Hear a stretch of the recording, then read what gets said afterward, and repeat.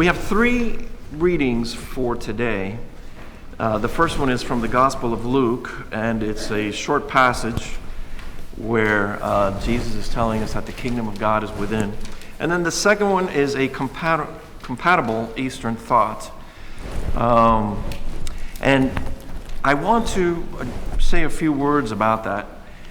Too often we are within our own comfort zone, our own little bubble, and we're not aware of other cultures, other religions, people around the world. And it may have not hit your news feed or on the news channel, but last week a global spiritual leader passed away. A man by the name of Thich Nhat Hanh. And Thich Nhat Hanh was a Zen master, a Vietnamese Buddhist monk. He was also a peace activist, a prolific author, a poet, a teacher, and he's credited as the father of mindfulness. He spoke 7 languages and founded Engaged Buddhism, a movement that applies Buddhist thought to practical, everyday problems.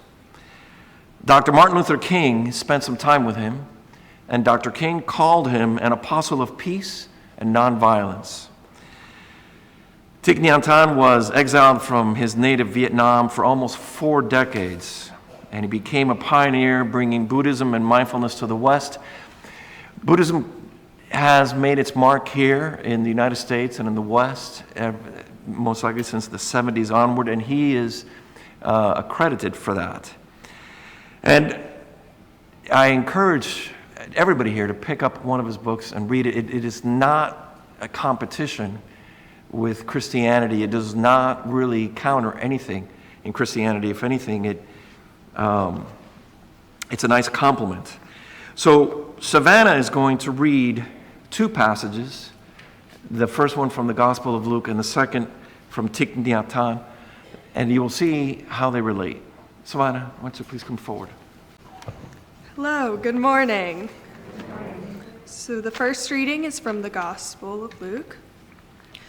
Once the kingdom was asked by the Pharisees when the kingdom of God was coming, and he answered, "The kingdom of God is not coming with things that can be observed, nor will they say, 'Look, here it is,' or 'There it is.'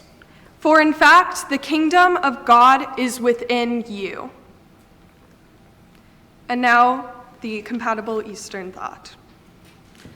The kingdom of God is available to you in the here and the now. But the real question is whether you are available to the kingdom. Our practice is to make ourselves ready for the kingdom so that it can manifest in the here and the now. You don't need to die in order to enter the kingdom of God.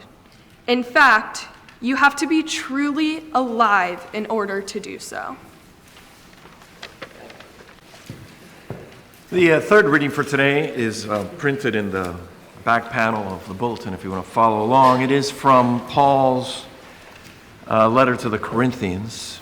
And this letter to the Corinthians has been made famous because there are certain passages in there that pastors just love.